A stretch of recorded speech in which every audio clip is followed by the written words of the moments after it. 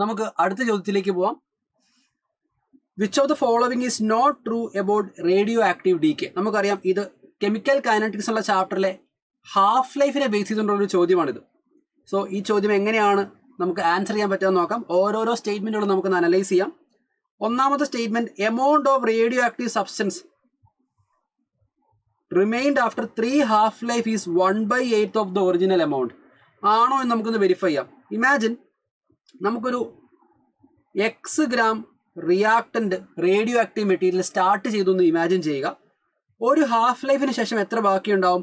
The remaining quantity will be x/2 gram അല്ലെ. ഒരു half ലൈഫിന് ശേഷം പകുതി ക്വാണ്ടിറ്റി ആയിരിക്കും ബാക്കി ഉണ്ടാവുക. രണ്ടാമത്തെ ഒരു ഹാഫ് ലൈഫ് കൂടെ കഴിഞ്ഞാലോ? So after second half life x/2ന്റെ പകുതി, അതായത് x/4 ഗ്രാമേ ബാക്കി ഉണ്ടാവുകയുള്ളൂ. മൂന്നാമതൊരു ഹാഫ് ലൈഫും കൂടെ കഴിഞ്ഞാലോ? x/4ന്റെ പകുതി, അതായത് x/8 ഗ്രാം മാത്രമേ ബാക്കി ഉണ്ടാവുകയുള്ളൂ. അപ്പോൾ നിങ്ങൾ നോക്കിക്കേ, 3 ഹാഫ് ലൈഫിന് ശേഷം ഇനിഷ്യലി ഉണ്ടായിരുന്നതിൻ്റെ 1/8 മാത്രമാണ് ബാക്കിയുള്ളത്. സോ ഒന്നാമത്തെ സ്റ്റേറ്റ്മെന്റ് എന്ന് പറയുന്നത് ശരിയാണ്.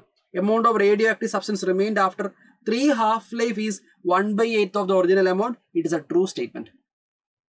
രണ്ടാമത്തെ statement, decay constant does not depend on temperature.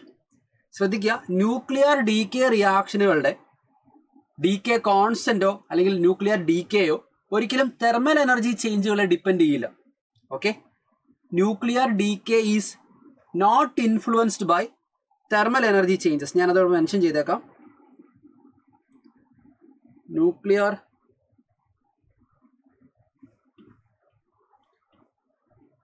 Decay